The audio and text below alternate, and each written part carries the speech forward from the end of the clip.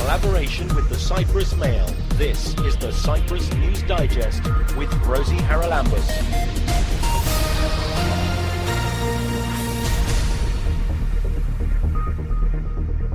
Coming up this week, we'll hear about Europe Day celebrations in Limassol. This is an opportunity to involve people, to make them understand what Europe is about, to show them what Europe can do for them, and to show them what Europe tastes like away from Cyprus. Meet singing star Tony Christie ahead of his concerts in Cyprus. My early recollection is whenever my grandparents or my uncles and aunties came over, my dad would play the piano, stand me on the table, and I would sing whatever the hits were of the time. And they would put their hands in their pockets and give me money. So I thought, this is a good way to make a living. So I'd be about 5 or 6 at the time. And talk to the Transport Minister about the privatization of Limassol Port.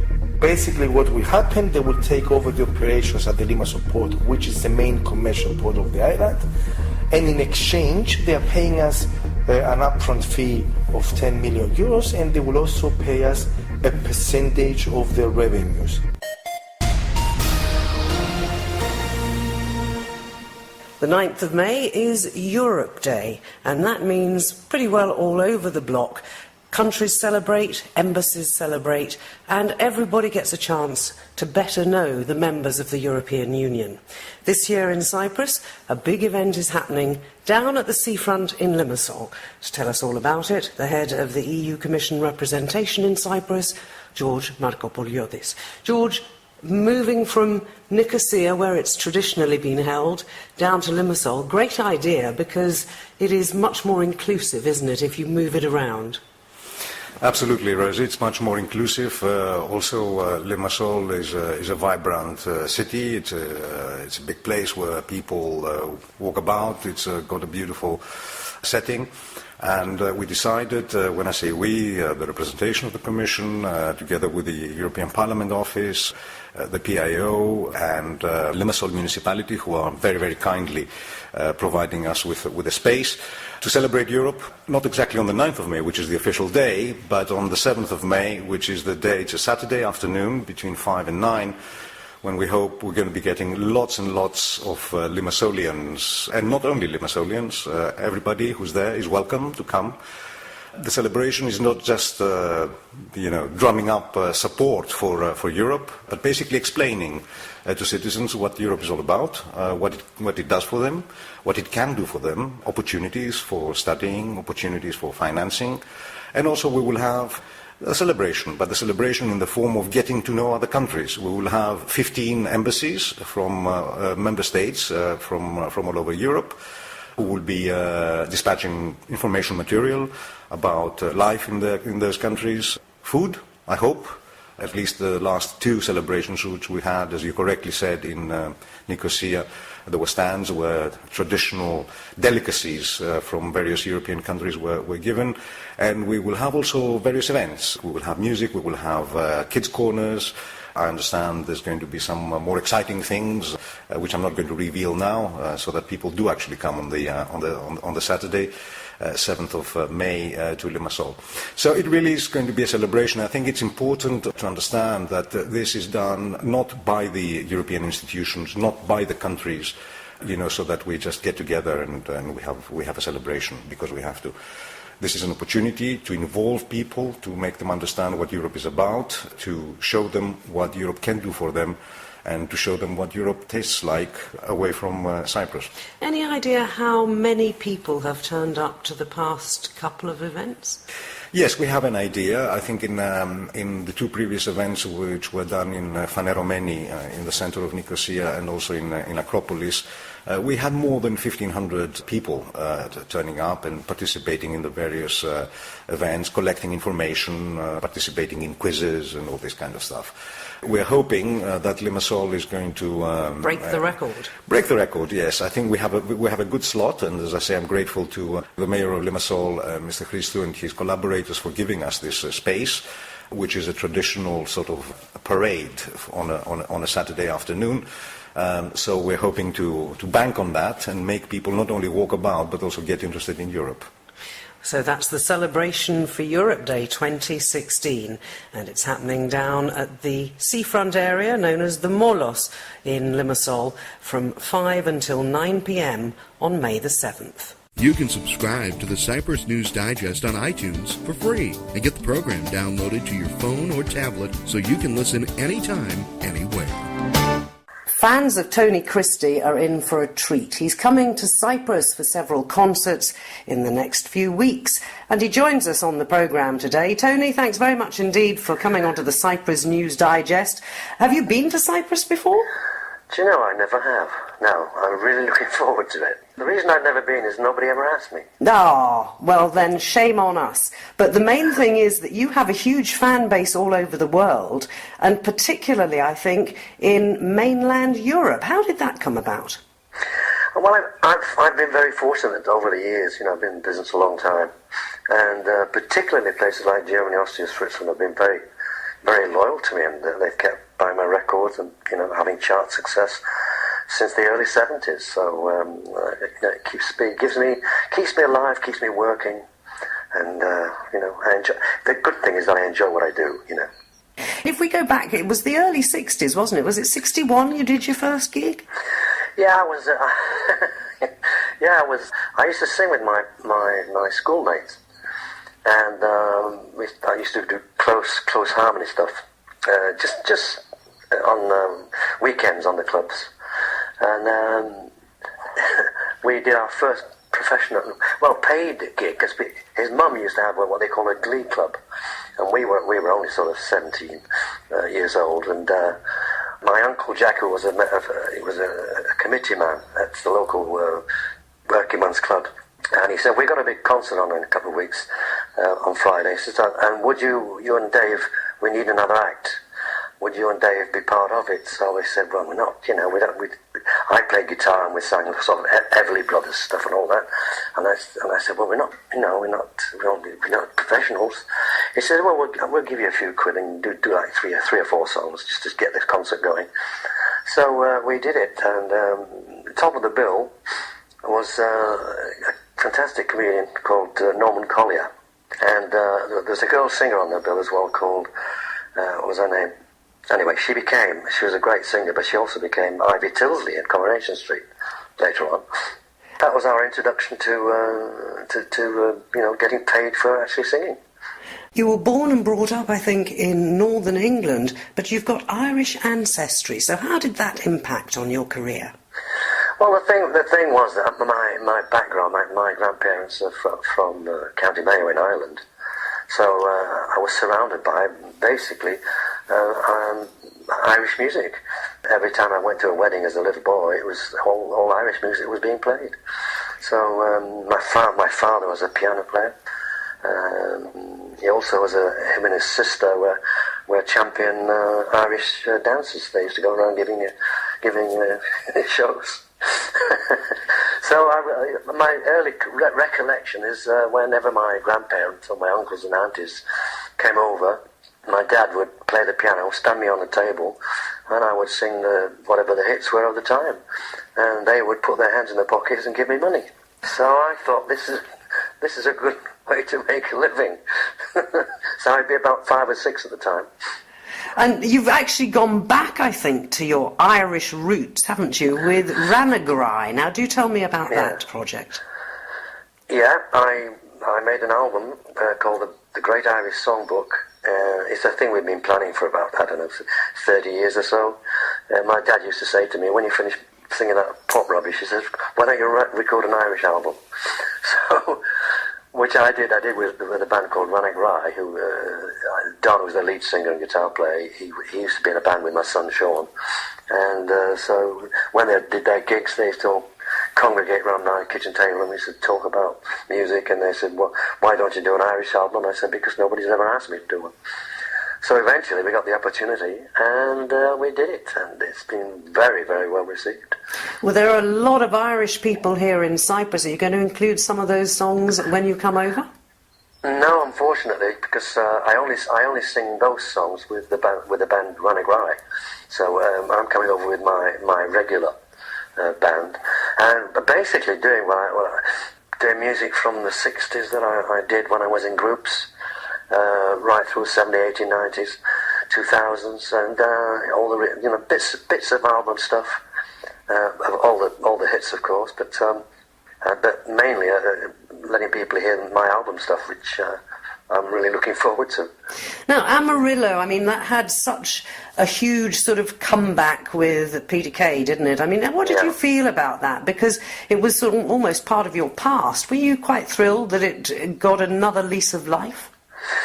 Well, I was, because at the time when it happened, I'd been living in Spain for 15 years because we had a holiday on there, and in the end, my wife and I, the kids were away, my wife and I decided to go and live in the sun, because it was as easy for me to fly to Germany and all these other places as from England. So we went over there, and after 15 years, my son rang me and he said that Universal want to put out a best of album, definitive collection, and they'll do a TV advertising campaign, provided you do come over and promote it. So I said, well, I haven't worked in the UK for about 15 years. He said, well, if I can get a concert tour together, will you do it? And I said, yeah, okay. From that moment on, he became our manager over in the UK. So I came back, started the tour, and halfway through the tour, I got a phone call from Peter Kay saying I want to use Amarillo on the Comic Relief night, so we're going to make a video. Would you like to be in it?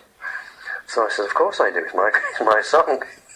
So I finished the night at wherever I was, got a train down to London, did my bit on the walkway, and it was one take because that's all the time they had. And then I got trained back and back up to where I was working. Friday night it went out and it went absolutely bonkers. I think they played it 5 or 6 times during the night. My album was sitting at number 3 in the charts. It suddenly went to number 1 together with the single. So there I am with a number 1 single, number 1 album for a guy that's been living away from the UK for 15 years. So it was absolutely strange and weird. Do you still live in Spain? No, I moved back. I came back, and I was so busy working and promoting, and that before I realised, we finished up renting an apartment, and then we decided. My wife says, "You know what? I'm missing seeing my kids more often and the grandkids, and there were more grandkids on the way." So we decided to up sticks, sell up, and move back to the UK. No regrets there. You're going to have a fabulous chance while you're here, because all the performances, I think, are outdoors in Cypriot amphitheatres, and most of them are absolutely fabulous. Have you ever done that sort of performance before? I did one years and years and years ago in very early 70s over in Bulgaria, which with an orchestra. It wasn't until about 30 years later I found out that they'd televised it, turned it into an album, and it was sold in Russia all over the place. And I never got a bean from it. I'm sure you'll be getting a lot of fans from a lot of different nationalities when you come over and do 4 concerts, I think you're doing. I'm looking forward to being in Cyprus, because the nearest I've been to it is my local chippy. He's from Cyprus, so he was absolutely over the moon when I said, I'm going to go back to your... He says, well, I might be there. There we go. There we go indeed. 10th to the 14th of May, Tony Christie performing here in Cyprus. And the dates, well, Pissouri, Coral Beach, Curium and Paralimni. So a chance to see him wherever you happen to be on the island. Tony, thanks for joining me. It's a big, real pleasure, thank you. Keep up to date with events in Cyprus and around the world with the Cyprus News Digest. In collaboration with the Cyprus Mail, this is the Cyprus News Digest with Rosie Charalambous. The biggest achievement of Crime Stoppers has been the ability of the public to be able to give information about crime anonymously. There's no way I could have kept prostituting without the drugs. There's no way I could have had my body used like a public toilet, because that's actually what prostitution is. And then the 4th series I started 3 days after I'd won the Oscar, so the whole of the Monarch of the Glen experience was all interplatted with the Gosford Park Oscar experience. I was working with Ronnie James Dio, and David was going to reform Whitesnake in 2003. Cyprus was chosen because Cyprus is a stable, peaceful and secure place. We have to really look closely. What are we doing with children? What are we doing with adolescents? And what are we doing with adults that can help them move into a more literate situation? The ones that I'm proudest of are the ones that were true discoveries, where we found something we didn't know existed.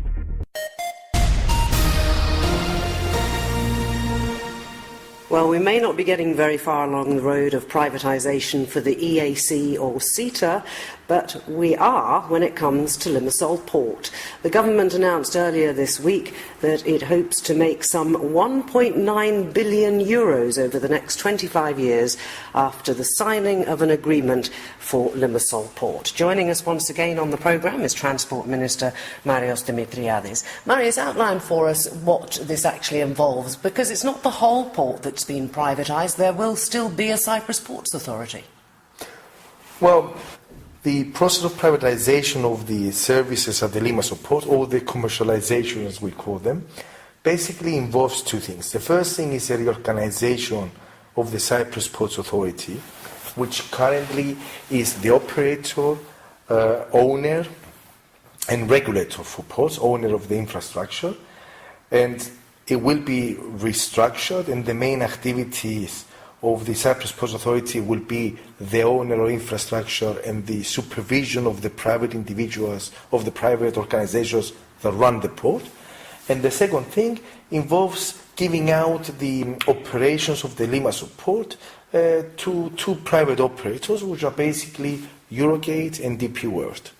So basically what will happen, they will take over the operations at the Limassol Port, which is the main commercial port of the island, and in exchange they are paying us an upfront fee of €10 million, and they will also pay us a percentage of their revenues.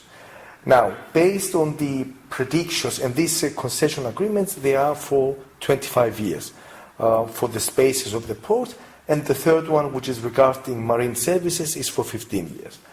Now, for the next 25 years until these concession agreements expire, as a state, as a government, we estimate that we will receive around 1.9 billion, and this includes basically our share of the revenue, the amount of investments that they will make in the port and we will not have to make, and of course taxes. And this is based on their economic model and predictions. What about the work of what remains of the Cyprus Ports Authority? If you trust these guys to sign this agreement with them, why do they need supervision by our Ports Authority? Basically, everywhere when you give operations to the private sector, you need to have somebody who will supervise the agreement and the private operators that they operate the way they should be. And this would be the role of the Cyprus Ports Authority. The same happened with the airports when we gave out the concession for the running of the ports. There, the supervisory authority is the Department of Civil Aviation, together, of course, with the ministry which monitors the concession. The same will happen with the ports. The supervisory authority or the regulator will be the Cyprus Ports Authority, and the concession agreement will be monitored by the ministry. So it's the same agreement. Is it still going to have the same number of employees? Because one of the big things that was discussed at great length was the compensation to Cyprus Port Authority workers. What was it, 26 million or something? And the choice of either taking early retirement, presumably with a very nice package, or else moving elsewhere in the civil service. What exactly is going to happen? Basically, we're talking about two kinds of employees. The first category of employees are the employees of the Cyprus Ports Authority. There we will open a voluntary retirement scheme. There will be a new structure at the Cyprus Ports Authority. Obviously, by giving out the operations, the number of people that will need to remain at the Cyprus Ports Authority will be less than today.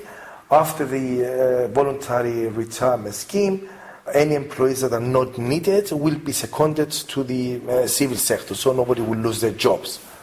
Regarding the second category of employees is the category of the porters and their employees. These people, their operations were basically bought out as part of the commercialization service process.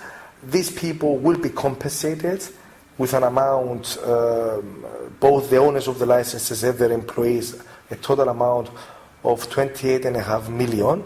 But having said that, we can deduct 10 million, which is the money we made since we did the agreement as government. So the net cost for the government will be around 18 million euros.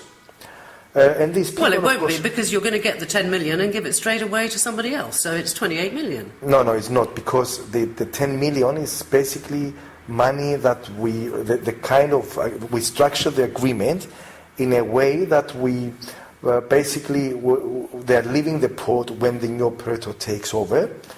But in the meantime, we are taking all the revenue. So basically, we will pay the remainder of the amount at the end of this period, but in the meantime, the Cyprus Port Authority will make 10 million out of the porter's operation. So the net cost for the Cyprus Port Authority will be 18.5 million.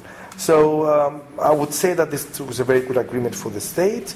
The transitional period will finish at the end of this year. So basically, the transition period is the period where the private operators will be at the port, but the ultimate responsibility will lie with the Cyprus Port Authority that will also receive the revenue. So it's just a period of transition for the new operators. That will end at the end of the year. On the 1st of January, the private operators will take over. And what about the costs of using the port? Are those expected to go up under privatization? What we have done in all areas where there is no competition, that we're talking about the local economy, there are ceilings so that the cost does not go up. And the ceilings, they have been calculated by using a specialized house, a specialized accountant, in cooperation with the private sector. So for the local economy, there's not going to be any increase. Now, for the areas where there is international competition, things are more loose there, in the sense that there the market will work. Of course, the private operator, we're talking about people very experienced in running a port, they will want to attract work from other ports, so the prices there will definitely be kept at reasonable levels. So are we expecting, once they take over, to see an expansion of the sort of services offered at Limassol Port? I mean, what effect is this going to have generally on Cyprus' shipping industry? Well, I mean, this is our hope. By bringing in two very big organizations that they run a number of ports abroad, they have the experience, they have the knowledge, they have the connections. We believe that they will develop the operations. Don't forget that so many years of running the ports ourselves, we haven't managed to develop things like transshipment, for example. We do have expectations that this will be done through the new operators. And of course, through this development, we expect that there will be a benefit for the Cyprus economy. Now, regarding the shipping sector in general, obviously ports are part of the maritime cluster. We do believe that the maritime cluster will be enhanced through bringing in these two large investors. Did you have a lot of interest from investors? I mean, you chose the winners of a competition, it said in the reports. Was there a lot of interest from people? There was. Some of the largest port operators from all over the world took place in the competition.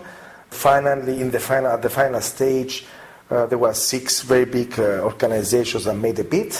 It was a very transparent and open process with the advice of very large houses, both investment bankers and international lawyers that do specialize in this kind of agreement. So basically that was the main reason we got such a good result for the Cyprus government, basically, a very high percentage of their revenue, because the competition was based on the percentage of the revenue. So we're really pleased with the outcome of the process. And how will a solution of the Cyprus problem affect this? Because, of course, we've still got that ban on ships going into Turkish ports, and presumably the new people running Limassol port would very much like to expand their activities to all those Turkish ports. I mean, do you foresee that that could have a huge impact if and when we do see a solution? Well, basically, it will have a positive impact because then the ports would be open for Turkish ships, and ships leaving Cyprus ports would be able to go to Turkish ports. So there would definitely be a positive impact if there's a solution in the Cyprus problem, and we're definitely looking forward to such an outcome. And that was the main reason, basically, that we chose the model where most of the compensation that we will get as a government will come out as a percentage of the revenues.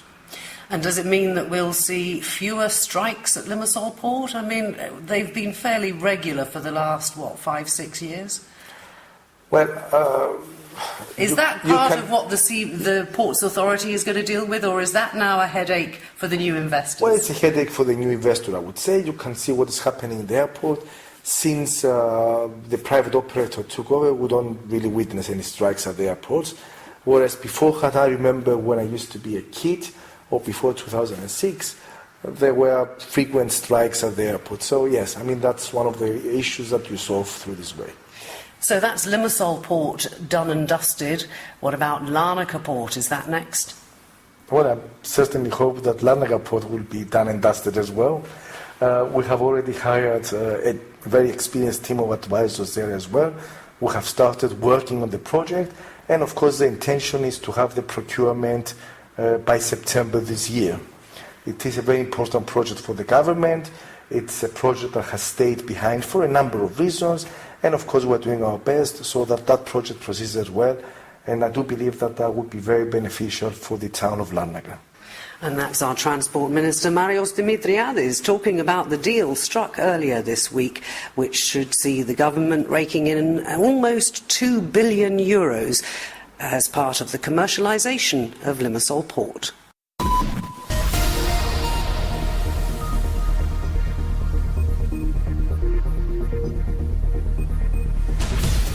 And that about wraps up this edition of the Cyprus News Digest.